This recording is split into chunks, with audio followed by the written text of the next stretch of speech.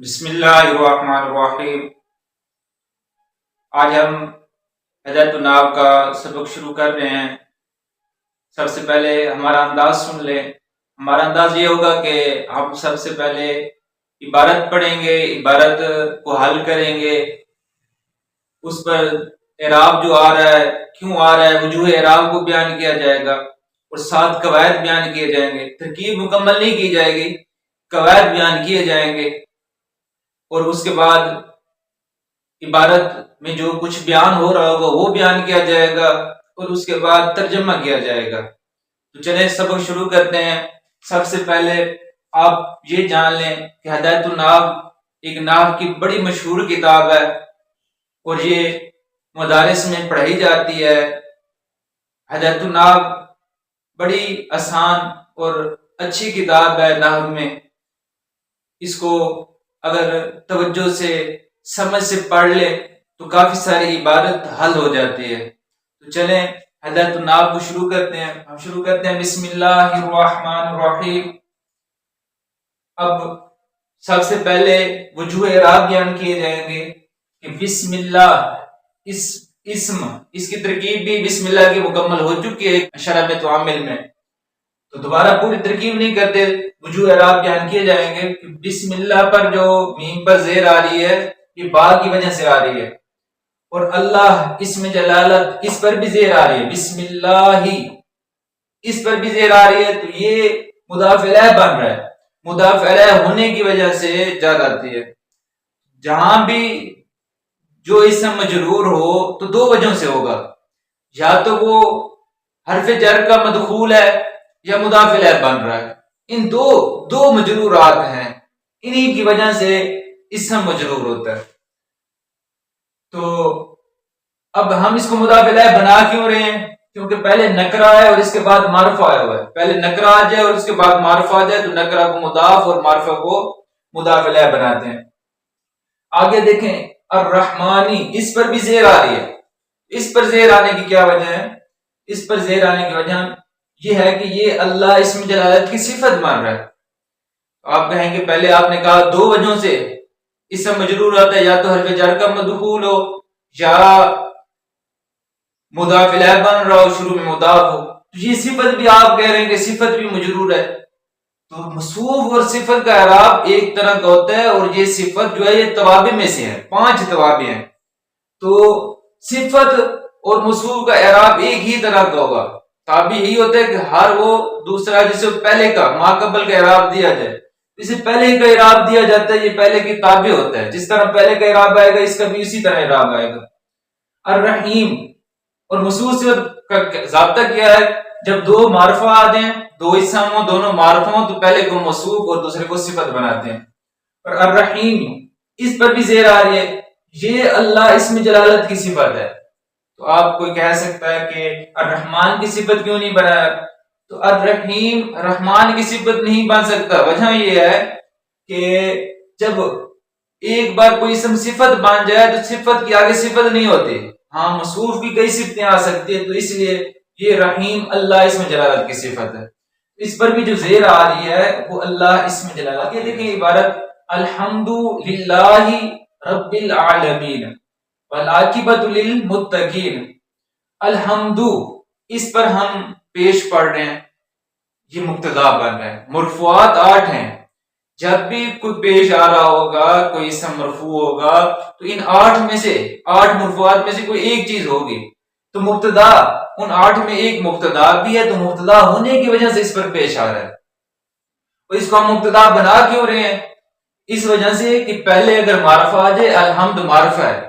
معرفہ کیوں ہے کہ معرفہ کی قسم اس میں پائی جا رہی ہے، الف لام جس اسم میں ہوگی تو وہ معرفہ ہوگا، تو الحمد معرفہ ہے، آگے جار مجرور آ رہا ہے، تو کہتا ہے کہ جب پہلے معرفہ آ جائے اور اس کے بعد جار مجرور آ جائے تو معرفہ کو مبتدا اور جار مجرور کسی کے متعلق کر کے خبر بناتے ہیں۔ تو الحمد یہ مبتدا ہونے کی وجہ سے ہم پڑھ رہے ہیں۔ للہ اللہ اسم جلالت یہ مجرور ہے، اس پر زیر آئی ہوئی ہے، اس کی کیا وجہ ہے؟ کیونکہ شروع میں لام آ گیا۔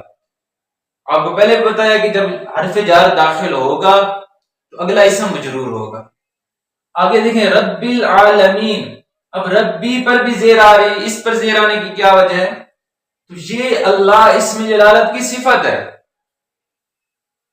وجہ یہ ہے کہ اللہ اسم جلالت بھی معرفہ ہے، اور رب العالمین جب یہ دونوں ملیں گے تو یہ بھی معرفہ ہو جائے گا. جب دو معرفہ ہو جائے تو پہلا بھی موصوف اور دوسرا صفت ہوتا ہے. اب دیکھیں آگے، اب رب یہ نکرہ ہے، اکیلا لفظ نکرہ ہے، کٹھے ملیں گے تو پھر معرفہ ہو جائے گا. اکیلا یہ نکرہ ہے، عالمین یہ معرفہ ہے، تو رب یہ مضاف ہو جائے گا کہ پہلے نکرہ ہو اس کے بعد معرفہ آ جائے تو رب یہ نکرہ مضاف ہوگا اور معرفہ مضاف الیہ بن جائے گا. تو رب العالمین، ربی پر جو زیر آ رہی ہے صفت ہونے کی وجہ سے، عالمین یہ عالم کی جمع ہے عالمون، اور پھر عالمین پڑھا گیا کیونکہ حالت اس کی جری میں ہے، اور حالت جری یعنی یہ محلن مجرور ہے، محلن مجرور ہے، تو اس کی حالت جری جو ہوتی ہے وہ یا نون کے ساتھ آتی ہے. آگے دیکھیں والعاقبۃ للمتقین، یہ بھی بالکل وہی قاعدہ لگتا ہے کہ العاقبہ، العاقبۃ یہ معرفہ ہے، اور اس کے بعد جار مجرور آ رہا ہے تو معرفہ کیا ہوگا؟ مبتدا ہوگا. تو مبتدا ہونے کی وجہ سے اس پر پیش پڑا جا رہا ہے العاقبۃ للمتقین. متقین یہ بھی وہی حالت جری میں ہے، جمع کا صیغہ ہے، تو حالت جری یا نون کے ساتھ آتی ہے.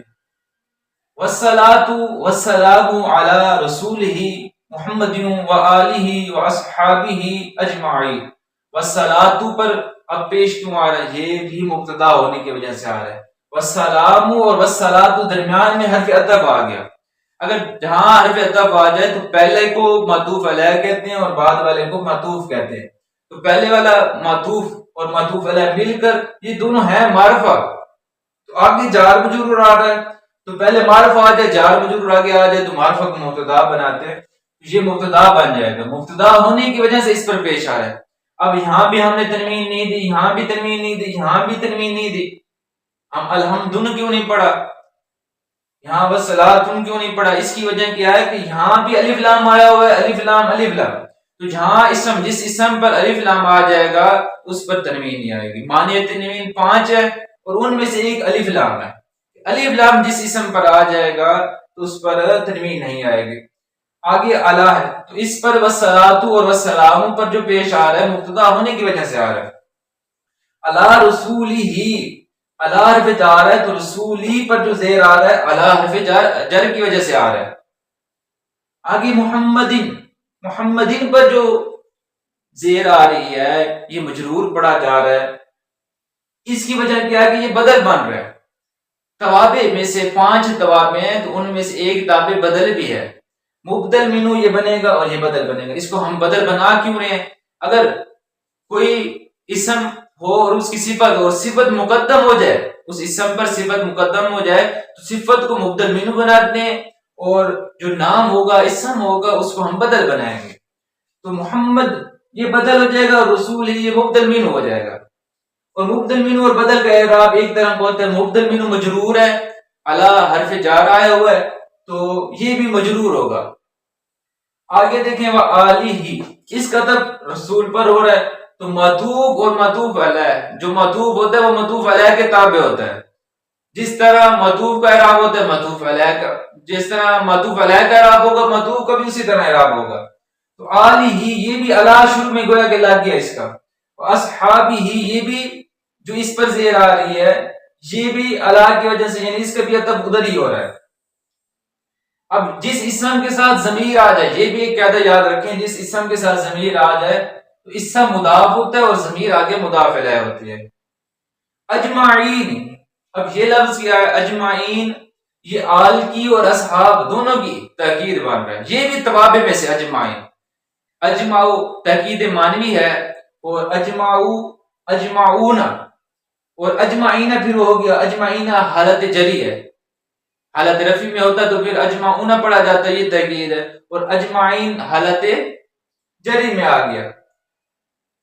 حالت جری جمع کی جو آتی ہے وہ یا نون کے ساتھ آتی ہے. تو یہ دونوں معطوف علیہ اور معطوف یہ دونوں مل کر یہ پھر مؤکد ہو جائیں گے اور یہ تاکید ہو جائے گی.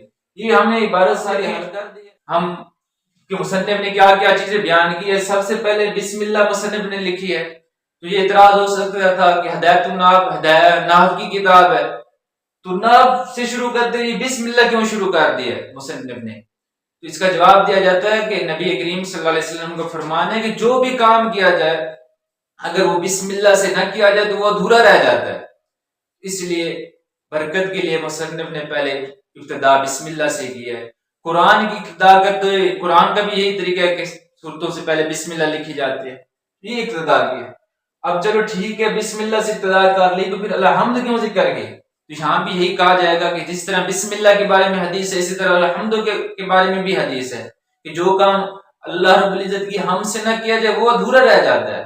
تو برکت کے لیے اور قرآن کا بھی طریقہ ہے, بزرگوں کا بھی طریقہ ہے کہ قرآن میں بھی بسم اللہ کے بعد سب سے پہلے الحمد آئی ہوئی ہے سورۃ فاتحہ. تو قرآن کی ابتدا کرتے ہوئے بزرگوں کا بھی یہی طریقہ ہے کہ جو بھی کام کرتے ہیں پہلے بسم اللہ پھر حمد کرتے ہیں. تو مصنف نے بھی بزرگوں کے طریقے پر عمل کرتے ہوئے, قرآن کے طریقے پر عمل کرتے ہوئے, حدیث پر عمل کرتے ہوئے الحمد ذکر کی. اور اس کے بعد پھر یہ عقل کا یہی تقاضا ہے کہ محسن کائنات نبی کریم صلی اللہ علیہ وسلم حضور پر درود پڑھا جائے. سب سے پہلے حضور کی ذات پر رب کی ثنا کر کے, رب کی تسمیہ پڑھ کے, رب کی حمد پڑھ کے حضور کی ذات پر درود پڑھنا چاہیے. تو اس لیے مصنف نے رب کی تسمیہ حمد بیان کرنے کے بعد حضور کی ذات پر درود پڑھا ہے. آئے ہم ترجمہ کرتے ہیں. اس سے پہلے بسم اللہ کا کریں گے کہ اللہ کے نام سے شروع جو بہت مہربان اور رحم والا. تمام تعریفیں اللہ کے لیے ہیں جو عالمین کا رب ہے, اور عاقبت انجام متقین کے لیے, پرہیزگاروں کے لیے ہے. اور خاص رحمتیں نازل ہوں اور سلام نازل ہو. نازل ہم یہاں اللہ جو ہے یہ متعلق ہوگا, نازلت ان کے متعلق ہوگا. تو رحمت خاص کامل رحمت اور سلام نازل ہو اس کے رسول پر. وہ ضمیر جو لوٹ رہی ہے وہ اللہ رب العزت کی طرف لوٹ رہی ہے. تو آپ کہیں گے کہ اللہ کا ذکر پیچھے آیا تو نہیں ہے, مرجع موجود تو نہیں ہے. تو جہاں اللہ کے جو ضمیر اللہ کی طرف لوٹ رہی ہو تو وہاں مرجع ہونا ضروری نہیں ہے. تو یہاں کیا آئے گا کہ خاص رحمت اور سلام نازل ہو اس کے رسول پر, یعنی اللہ کے رسول پر, یعنی محمد صلی اللہ علیہ وسلم پر. اور نازل ہو صلاۃ و سلام اس کی آل پر. وہ ضمیر کا مرجع محمد صلی اللہ علیہ وسلم, یعنی نبی کریم صلی اللہ علیہ وسلم کی آل پر درود و سلام نازل ہو, اور نبی کریم صلی اللہ علیہ وسلم کے اصحاب پر نازل ہو. تمام, یہ تمام دونوں کے ساتھ لگے گا, تمام آل پر اور تمام اصحاب پر درود و سلام نازل. ہمارا پہلا سبق مکمل ہو چکا ہے. امید ہے کہ آپ کو سمجھ آئی ہوگی. پھر انشاءاللہ اگلے سبق میں دوبارہ ملتے ہیں. تب تک اجازت. السلام علیکم ورحمۃ اللہ.